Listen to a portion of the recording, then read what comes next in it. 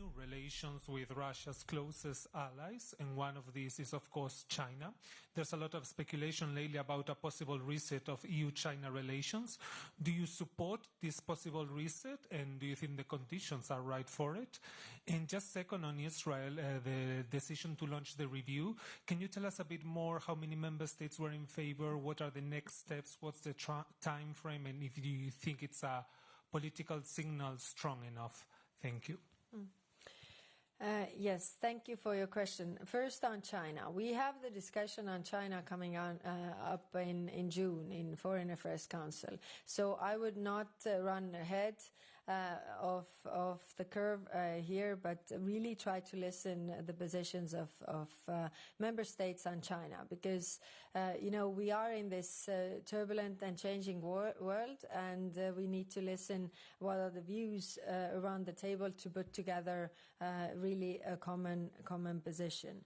And then what comes to the association agreement and the discussion around that, I will not say numbers and I will not say member states, but I can say it was a huge majority for this. I think what it tells is that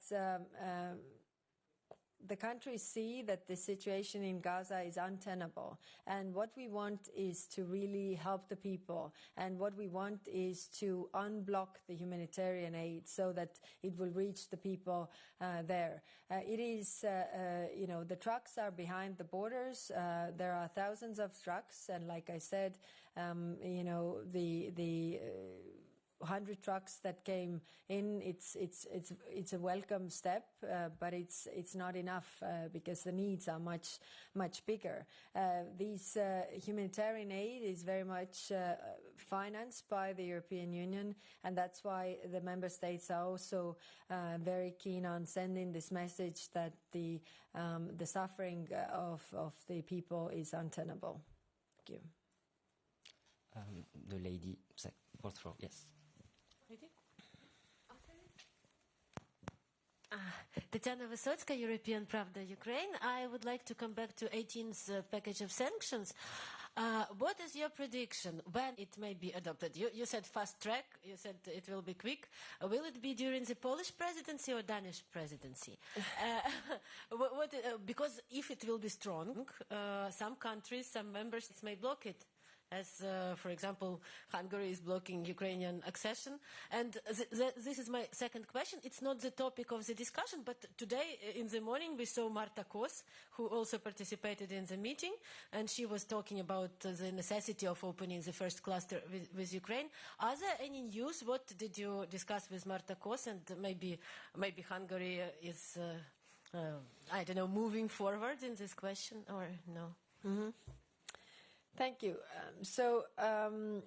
The work is already ongoing, but can I tell when we will be ready? I can't tell it now.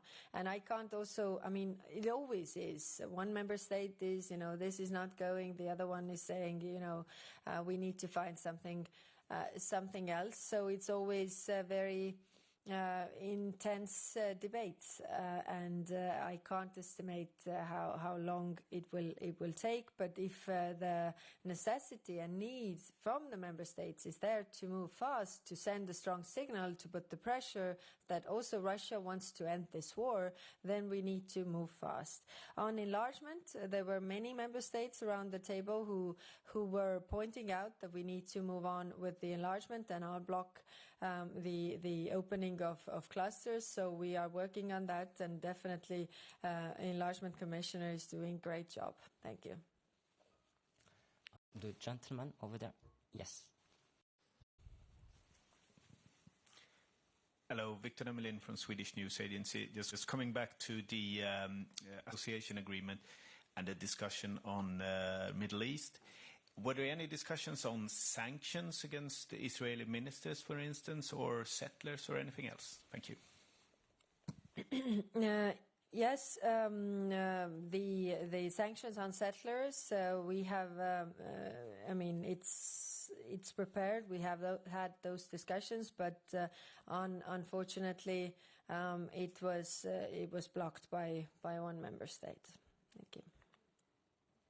maybe last question. We'll go for the lady with the green suit. Excuse me, Mike, please, for the lady with the green suit. Thank you very much. Thank you so much, Valentina Vasileva. Вот так. So my question is about oil cap. Today, Andrei Sibiga asked for decreasing oil cap till $30 per barrel. Now it's 60. Before Reuters, I think, wrote that EU wants to decrease it till $50. Do you think it's realistic without the United States? How realistic do you think it is? And if you can a little bit elaborate about help for Radio Free Europe, how will it work, when they will receive this money, and etc. Thank you so much. Thank you. Oil price cap. Just recall when we first agreed the oil price cap, the agreement was between all the parties that it will be, if the market price goes down, then it is always lower than the market price. That was the initial agreement by all parties. Now, when the price actually got down, we didn't do this step of having it lowered. The discussions, and then we had the US also on board. Right now, I know that in this big package of sanctions that the Senate is preparing, it's also the oil price cap. So the necessity is there. But can I predict how it is going? I can't, because the work is ongoing. And on Radio Free Europe, if we look at the total amount of funding that they have for operating all across the globe, then it's clear that Europe can't step in with all this funding that is necessary. So our focus should be really to help Radio Free Europe to work and function in those countries that are in our neighborhood and that are very much dependent on news coming from outside on Radio Free Europe, whether it's Caucasus, whether it's Central Asia. So to have it functioning, like I said, it is the short-term financing, and we need also member states to come in to find solutions for the long-term financing. But when we had the discussion with the commissioners, external affairs commissioners, also about the foreign aid withdrawal by United States and where we step in. The discussion was about being strategic, and we gathered from the member states what are the strategic areas where we come in with the European money, because we can't fill the void with everything. And one of those was free media. So this goes in line with those understandings from the member states. Good. Thank you. This concludes our press conference. We will be back here tomorrow after the ministerial with the African Union. So have a nice evening. Thank you very much. Thank you.